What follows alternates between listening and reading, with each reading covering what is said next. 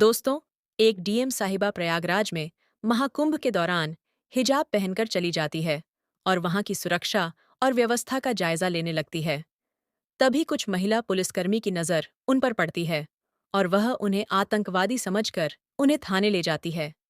कौन थी वह डीएम साहिबा और क्यों वह हिजाब पहनकर महाकुंभ में गई?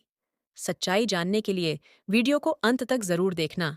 वीडियो को शुरू करने से पहले आपसे एक रिक्वेस्ट है कि वीडियो को लाइक और हमारे चैनल नॉलेज ऑफ हिस्ट्री को सब्सक्राइब करना मत भूलना दोस्तों। प्रयागराज में महाकुंभ के दौरान सुबह का समय था और डीएम साहिबा यानी कि जिला अधिकारी खुद मैदान में थी।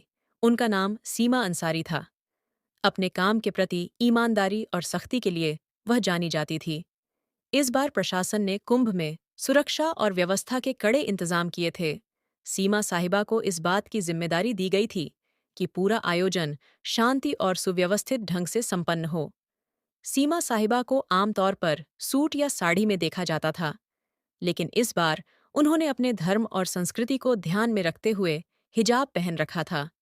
वैसे तो वह इसे निजी समारोहों में पहनती थी, लेकिन आज का दिन खास था। वह गंगा घाट पर निरीक्षण के लिए आई थी और हिजाब के साथ हल्के रंग का कुर्ता पहना हुआ था। घाट पर तैनात पुलिस वाले हर व्यक्ति की गतिविधि विधियों पर नजर रख रहे थे। विशेष रूप से संदिग्ध व्यक्तियों की जांच हो रही थी। सीमा साहिबा भीड़ में चुपचाप निरीक्षण कर रही थी। उन्होंने अपनी गाड़ी और सुरक्षा दल को घाट के बाहर छोड़ दिया था, ताकि वह आम लोगों के बीच जाकर माहौल का जायजा ले सके। जैसे ही वह घाट की ओर बढ़ी, कुछ पुलिसकर्मियों की नजर उन पर पड़ी। एक कांस्टेबल ने अपने सीनियर से कहा, सर, वह महिला संदिग्ध लग रही है। देखो, वह अकेली घूम रही है और उसके कपड़े भी थोड़े अलग लग रहे हैं। सीनियर इंस्पेक्टर ने दूर से देखा और हामी भरते हुए कहा, ठीक है, उसे रोककर पूछताछ करो। किसी भी अनजान व्यक्ति को ऐसे नहीं छोड़ सकते। सीमा साहिबा इस बात से अनजान थी कि पुलिस वाले उन्हें संदिग्ध समझ रहे हैं। जब वह घाट के पास रुकी और एक छोटे बच्चे से गंगा जल के बारे में बात करने लगी, तभी दो पुलिसकर्मी उनके पास आ गए। मैडम, आपको यहाँ क्या करना है? सीमा ने शांत स्वर में कहा। बस, ऐसे ही दर्शन करने आई हूँ और व्यवस्थाओं को देख रही हूँ। पुलिसकर्मी उनकी बातों को नजरअंदाज करते हुए बोले, आपका आईडी कार्ड दिखाइए। सीमा ने मुस्कुराते हुए जवाब दिया, आईडी कार्ड तो मेरे पास है, लेकिन आप यह क्यों पूछ रहे हैं? ये सुनकर पुलिसकर्मी थोड़ा सख्त हो गए। आप आईडी नहीं दिखाएंगी तो हमें आपसे पूछताछ करनी पड़ेगी। आप अकेले क्यों घूम रही हैं? सीमा को समझ नहीं आया कि बात किस ओर जा रही है। तभी सीनियर इंस्पेक्टर भी आ गए और बोले, आपके पास कौन सा सामान है? कृपया अपना बैग खोलिए। सीमा साहिबा ने स्थिति को समझने की कोशिश की। उन्होंने सोचा कि अगर अभी वह अपनी पहचान बताएंगे तो यह लोग शर्मिंदा हो सकते हैं। इसीलिए उन्होंने पहले पुलिसकर्मियों की गंभीरता को परखने का मन बनाया। उन्होंने शांति से कहा, आप जो चाहे पूछ सकते हैं। मैं यहाँ किसी गलत से नहीं आई हूँ। पुलिसकर्मी अब पूरी तरह से शक के घेरे में आ गए। उन्होंने सीमा का बैग ले लिया और जांच शुरू कर दी। इसी दौरान एक अन्य पुलिसकर्मी ने कहा, इन्हें थाने ले चलते हैं, वहां पूरी पूछताछ करेंगे। घाट पर खड़े लोग इस नज़ारे को देखने लगे। किसी ने कहा, लगता है कोई संदिग्ध है। देखो, पुलिस वाले कितने गंभीर हैं। सीमा साहिबा अब तक शांत थीं। उन्होंने तय किया कि वह अब भी अपनी पहचान नहीं बताकर स्थिति को और आगे बढ़ने देंगी। सीमा को थाने ले जाया गया। वहां इंस्पेक्टर ने उनसे सवाल जवाब शुरू कर दिए। आप कहाँ से आई हैं? यहाँ क्यों आई हैं? आपका नाम क्या है? सीमा ने मुस्कुराते हुए कहा, क्या मैं अपना नाम बाद में बता सकती हूँ? पहले आप अपने सवाल खत्म कर लीजिए। इंस्पेक्टर को यह बात नागवार गुजरी। उसने सख्त लहजे में कहा, आपकी यह हरकतें और चुप्पी हमें मजबूर कर रही हैं कि आपको को हिरासत में लिया जाए। अब तक सीमा ने चुपचाप सब कुछ सुना, लेकिन वह जानती थी कि इस कहानी का अंत उन्हें ही लिखना होगा। उनके चेहरे पर कोई घबराहट नहीं थी, बल्कि एक अलग ही आत्मविश्वास झलक रहा था। थाने में माहौल गर्म हो चुका था। सीमा साहिबा को अब भी पुलिसकर्मियों ने संदिग्ध मान रखा था। सीनियर इंस्पेक्टर ने बाकायदा उन्हें एक कुर्सी पर बिठाया और आसपास के पुलिसकर्मियों को निर्देश दिया, इनसे सख्ती से पूछताछ करो। जब तक पूरी जानकारी न मिले, इन्हें यहां से जाने मत देना। सीमा साहिबा को यह सब थोड़ा मजेदार लग रहा था। वह सोच रही थी कि पुलिस का यह कड़ा रवैया उनकी व्यवस्था का ही हिस्सा है, और यह देखना उनके लिए किसी अनुभव से कम नहीं था। हालांकि यह बात भी समझ में आ रही थी कि अब समय आ गया है कि वह अपनी असली पहचान जाहिर करें। इंस्पेक्टर ने एक और सवाल किया, आपके पास महाकुंभ में घूमने की अनुमति है या नहीं? सीमा ने हल्की मुस्कान के साथ जवाब दिया, मैंने अनुमति ली है, लेकिन शायद आप मुझे पहचान नहीं पा रहे हैं। इंस्पेक्टर का गुस्सा बढ़ता जा रहा था। पहचान, हमें आपकी पहचान से मतलब नहीं है। सीधे सीधे अपनी आईडी दिखाओ और ये बातों का गोलमोल जवाब देना बंद करो। सीमा अब भी अपनी जगह पर शांति से बैठी थी। तभी उन्होंने अपने बैग से पानी की बोतल निकाली और पूछा, क्या यहाँ पानी मिलेगा या खुद पीने के लिए लाना होगा? ये सुनकर एक कांस्टेबल झुंझला गया। मैडम, ये कोई पिकनिक स्पॉट नहीं है। आप जवाब दें, वरना ये नरमी हम और नहीं दिखाएंगे। सीमा साहिबा ने आखिरकार कहा। अच्छा चलिए, आपको अपनी पहचान बताती हूँ, लेकिन इसके बाद आप अपनी टीम को बताना कि पहले किसी के साथ ऐसा व्यवहार ना करें। ये सुनते ही इंस्पेक्टर को थोड़ा झटका लगा। उसने सीधा सवाल किया, कौन हो तुम और किस अधिकार से हमें सिखाने की बात कर रही हो? सीमा ने अपने बैग से अपना आईडी कार्ड निकाला और मेज पर रख दिया। उस कार्ड पर साफ लिखा था, सीमा अंसारी, जिला अधिकारी, हरिद्वार। इंस्पेक्टर का चेहरा सफेद पड़ गया। वहां मौजूद अन्य पुलिसकर्मी भी एकदम चुप हो गए।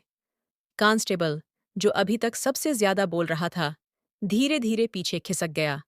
इंस्पेक्टर ने कार्ड उठाकर देखा और उसे बार बार पलटा। आप डीएम साहिबा हैं? सीमा ने शांतिपूर्वक कहा, जी हाँ, और मुझे लगता है अब आप समझ गए होंगे कि मैंने अपनी पहचान पहले क्यों नहीं बताई। मैं सिर्फ यह देखना चाहती थी कि आप लोग अपनी ड्यूटी कितनी ईमानदारी और सतर्कता से निभाते हैं, और मैं कहूंगी कि आप लोग बुरे नहीं हैं, लेकिन सावधानी में भी थोड़ा संतुलन होना चाहिए। इंस्पेक्टर ने तुरंत खड़े होकर माफी मांगते हुए कहा, मैडम, हमें बिल्कुल अंदाजा नहीं था कि आप ही हमारी डीएम साहिबा हैं। आपकी वेशभूषा और अकेले घूमने का तरीका थोड़ा असामान्य लगा, इसलिए हमने आपको रोका, लेकिन हमारा मकसद केवल सुरक्षा था। सीमा ने जवाब दिया, मुझे पता है आप सभी अपनी ड्यूटी कर रहे थे, और मैं खुश हूं कि आप चौकन्ने हैं, लेकिन ध्यान रखें कि अगर कोई महिला या आम नागरिक आए तो उनकी बातों को भी ध्यान से सुने। हिजाब या किसी के कपड़ों के आधार पर अंदाजा लगाना हमेशा सही नहीं होता।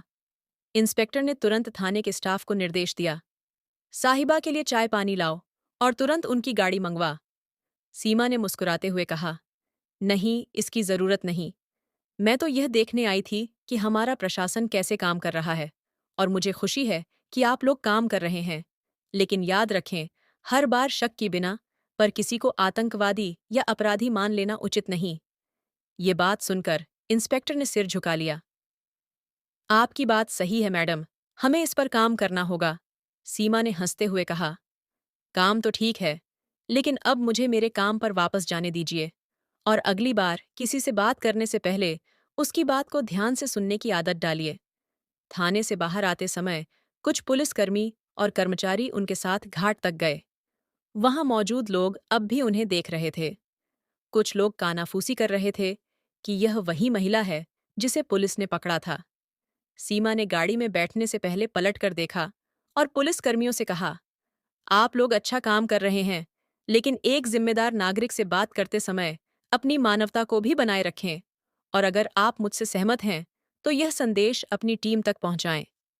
इंस्पेक्टर ने सिर झुकाकर हामी भरी, जरूर मैडम। ये हमारी तरफ से एक सीख रही। थाने की घटना के बाद सीमा साहिबा घाट पर वापस लौट आई।